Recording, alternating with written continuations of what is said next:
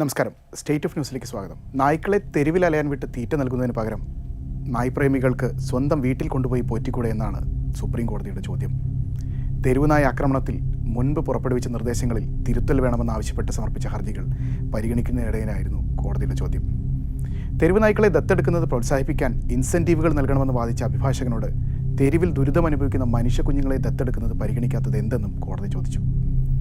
തെരുവുനായ്ക്കളുടെ ആക്രമണത്തിൽ പരിക്കേൽക്കുന്നതും മരണമുണ്ടാകുന്നതുമായ സംഭവങ്ങളിൽ കനത്ത നഷ്ടപരിഹാരം നൽകേണ്ടി വരുമെന്നും ചൊവ്വാഴ്ച വാദം കേൾക്കുന്നതിനിടെ സുപ്രീം കോടതി വ്യക്തമാക്കി. വിഷയത്തിൽ സംസ്ഥാനങ്ങളുടെ മെല്ലെപ്പോക്ക് ചൂണ്ടിയായിരുന്നു പരാമർശം. സുപ്രീം കോടതി നിർദ്ദേശങ്ങൾ നടപ്പാക്കിയതായി കേരളം കഴിഞ്ഞ ആഴ്ച സത്യവാങ്മൂലം നൽകിയിരുന്നു. വിദ്യാഭ്യാസ സ്ഥാപനങ്ങൾ, ആശുപത്രികൾ, റെയിൽവേ സ്റ്റേഷനുകൾ, ബസ് സ്റ്റാൻഡുകൾ തുടങ്ങിയ പ്രധാന പൊതുയിടങ്ങളിൽ നിന്ന് നായ്ക്കളെ മാറ്റിപ്പാർപ്പിക്കണമെന്ന് നേരത്തെ സുപ്രീം കോടതി നിർദ്ദേശിച്ചിരുന്നു. ഇത്തരം മേഖലകൾ ഡോഗ് ഫ്രീ സോണുകളാക്കണമെന്നും നിർദ്ദേശത്തിലുണ്ടായിരുന്നു. തുടർന്ന് ഡൽഹി അടക്കം വിവിധ സർക്കാരുകൾ നടപടി വേഗത്തിലാക്കി വരികയുമായിരുന്നു. ഈ പശ്ചാത്തലത്തിലാണ് ഉത്തരവിൽ തിരുത്തൽ വേണമെന്നാവശ്യപ്പെട്ട് നായ് സ്നേഹികളും NGOകളും കോടതികളെ സമീപിച്ചത്. തെരുവുകളിൽ നിന്ന് പിടിക്കുന്ന നായ്ക്കളെ വന്ധ്യംകരണം ചെയ്ത് വാക്സിനേഷൻ നൽകി അവയെ പിടിച്ച സ്ഥലത്ത് തന്നെ തിരികെ വിടണമെന്നാണ് ഹർജികളുടെ ആവശ്യം. തെരുവ് നായ്ക്കൾക്ക് ഭക്ഷണം നൽകുന്നവർക്ക് ഇത്തരം സംഭവങ്ങളിൽ ഉത്തരവാദിത്തത്തിൽ നിന്ന് ഒഴിഞ്ഞു മാറാനാവില്ലെന്നും ചൊവ്വാഴ്ച കേസ് പരിഗണിക്കവേ ജസ്റ്റിസ് വിക്രംനാഥ് ഓർമ്മിപ്പിച്ചു. സംസ്ഥാനങ്ങളിലും കേന്ദ്രഭരണ പ്രദേശങ്ങളിലും തെരുവുനായ് നിയന്ത്രണം സംബന്ധിച്ച പദ്ധതികളുടെ നിജസ്ഥിതി അറിയാൻ ഓരോ സിറ്റിംഗിലും പകുതി സമയം ചെലവഴിക്കേണ്ടി വരുന്നു.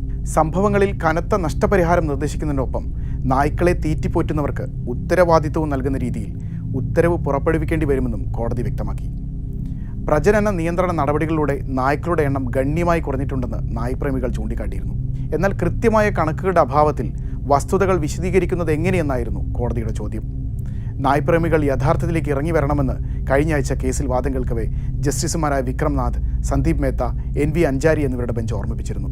കഴിഞ്ഞ നവംബർ 7-നാണ് വിദ്യാലയങ്ങളും ബസ് സ്റ്റാൻഡുകളും റെയിൽവേ സ്റ്റേഷനുകളും അടക്കം പ്രധാന പൊതു ഇടങ്ങളിൽ നിന്ന് തെരുവ് നായ്ക്കളെ പിടികൂടി പ്രത്യേക സംരക്ഷണ കേന്ദ്രങ്ങളിലേക്ക് മാറ്റാൻ സുപ്രീം കോടതി നിർദ്ദേശം നൽകിയത്.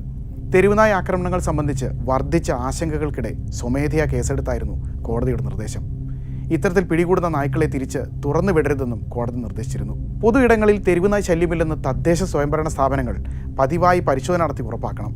പൊതു ഇടങ്ങളിൽ ആവർത്തിക്കുന്ന തെരുവുനായ ആക്രമണം സിസ്റ്റത്തിൻ്റെ പരാജയമാണെന്ന് നിരീക്ഷിച്ചുകൊണ്ടായിരുന്നു കോടതിയുടെ നടപടി. കഴിഞ്ഞ വർഷം ഡൽഹിയിൽ തെരുവുനായ്ക്കളുടെ കടിയേറ്റ് 6 വയസ്സുകാരി പേവിഷ്യബാധയേറ്റ് മരിച്ചതിന് പിന്നാലെയായിരുന്നു മാധ്യമ വാർത്തകൾ ചൂണ്ടി സുപ്രീം കോടതി സ്വമേധയാ കേസെടുത്തത്. തുടർന്ന് ഡൽഹിയിൽ തെരുവുനായ്ക്കളെ പിടികൂടി സംരക്ഷണ കേന്ദ്രങ്ങളിലേക്ക് മാറ്റാൻ നിർദ്ദേശം നൽകുകയായിരുന്നു. എന്നാൽ ഇതിനെതിരെ വ്യാപകമായി മൃഗസ്നേഹികൾ രംഗത്തെത്തിയതോടെ കോടതി കേസ് വിപുലമായി പരിഗണിക്കാൻ തീരുമാനിക്കുകയായിരുന്നു.